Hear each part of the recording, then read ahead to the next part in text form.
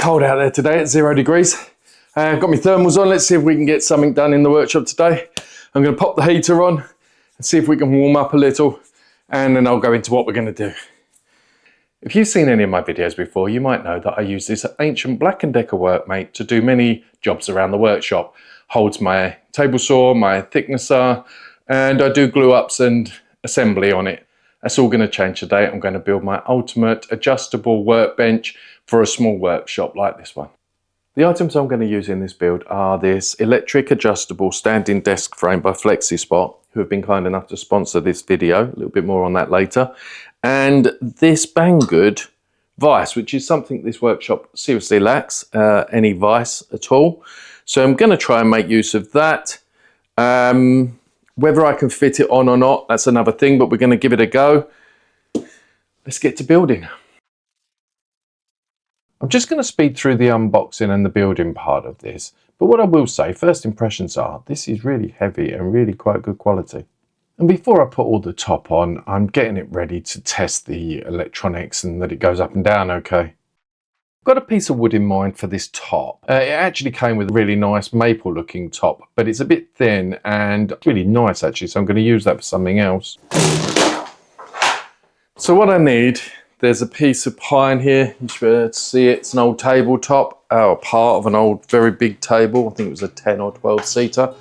I'd like to use that for this to give it some weight and some rigidity.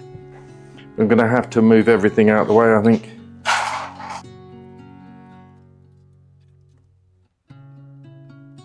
There's a load of old metal on this table, from sheared off screws to the locating lugs around the edge of the table. I'm going to do my best to remove as many as I can. I'm still not sure at this point whether I'm going to run the track saw down it and make it a bit narrower.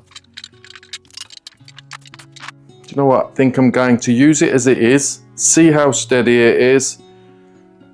I can always cut a bit off later, but I can't stick it back on. We're going to go for it. All that weight I lifted, now I've got to do it again.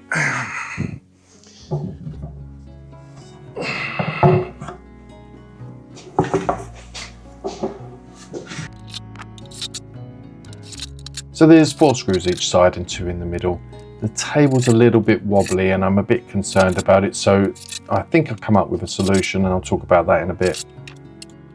How much easier would it have been to install all those screws like that?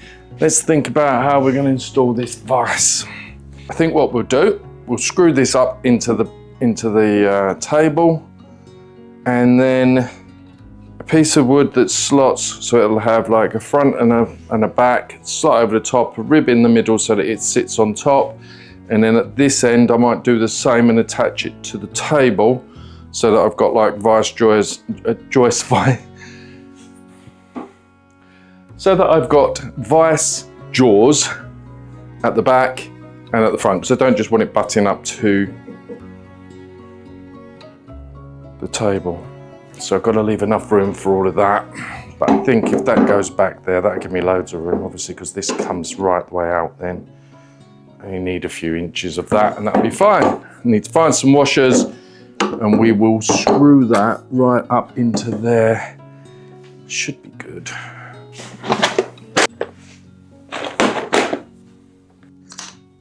My reasoning for setting this back further into the table is because the screws otherwise are very close to the edge and I think it's going to split the wood, so I've put it a couple of inches back.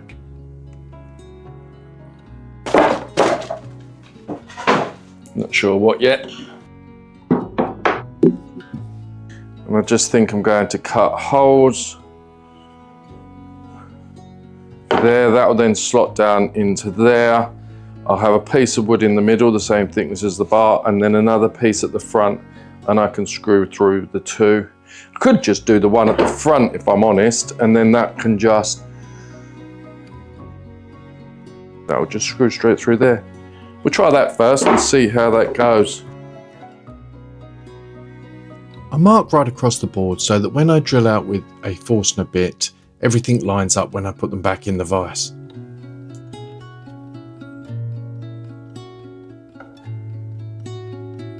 And then that will just slot straight in there. We'll screw that onto there, and then we'll have our drawers for now. I'll probably trim the top of this just to make it smooth with a bit of pine.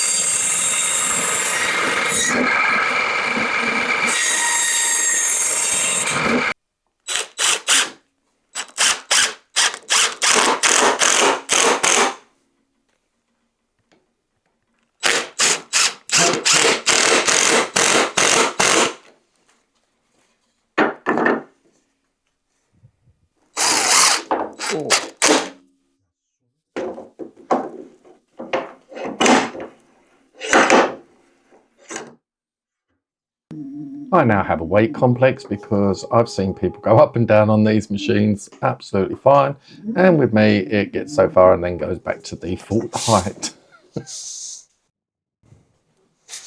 And we also established that it works perfectly fine without a big lump on it.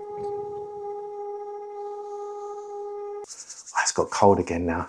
What I'm going to do is I'm going to give this a good sand over, put a good coat of boiled linseed oil on it. That will help once it's dry to just allow the glue to peel off when I do glue ups on it. I'll let that dry overnight, and then tomorrow I'll put the trim around the outside, put the trim on top of the vise, and that'll be the best part of this build done for this part. I mentioned earlier about having a solution to the wobbliness, and it is a little bit wobbly. I think it's because the table overhangs the feet a bit. I want this table to be mobile. So what I'm going to do, I think, is put wheels on a base, and then because there's so much wasted space under here, I think I'm going to build it in and put drawers and cupboards underneath, and I think that's going to be for part 2. But anyway, let's get this done and then we'll see what it looks like when it's finished.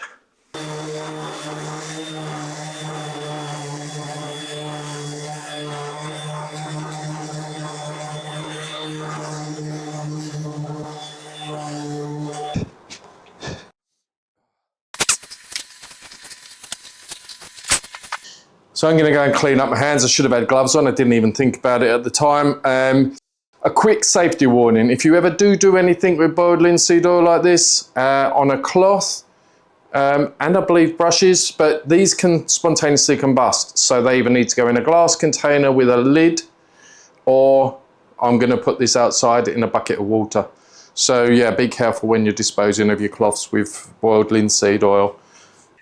It's the next morning. It's bitterly cold, and unfortunately it's quite damp, and the top hasn't fully dried, so I'm not going to trim it out today. I decided last night I wasn't anyway, because until the base is on, I'm not going to know how stable it is, and I still might need to take some off the side. So those finishing touches are a bit done at the end. When I walked in this morning, I realised how much space this bench takes up in such a tiny workshop. Now that space, as long as it's used well, is not an issue. I'm going to maximise the use of it underneath. Initially, I thought about having drawers or cupboards, and they both present the same problem. They need extra space either side of the workbench. Now, if the workbench was here and what I needed was in the drawer on this side, I'd either have to risk moving it and disturbing maybe whatever's on top to get to what I need. And if it's a cupboard, I've got to get on my hands and knees to sort of rummage around to see what's in there. The mechanism on this is so smooth up and down that it wouldn't disturb anything that's on top. So what I'm going to do is I'm going to build up the sides and have open cubbies on the top. It's only going to be big things that I'm most likely not going to need that often in there anyway. But it's a perfect solution. I can lift the bench up, get what I need, lower the bench down, carry on working, and I've got what I need, and I'm not wasting all that floor space underneath. So that's going to be part 2, and I'm going to try and do that within the next week. That will make the bench mobile and, as I say, have all that added storage space. I want to say a huge thank you to FlexiSpot for sponsoring the video, and to Banggood for supplying the vise. Without them, this video wouldn't have been possible. But most importantly, I want to say a huge thank you to you guys. I had a goal by the end of November to hit 5,000 subscribers. We're 3/4 of the way through, and we're already on 5,002. So thank you so much. I really, really appreciate each and every one of you. Until next time, thank you for watching.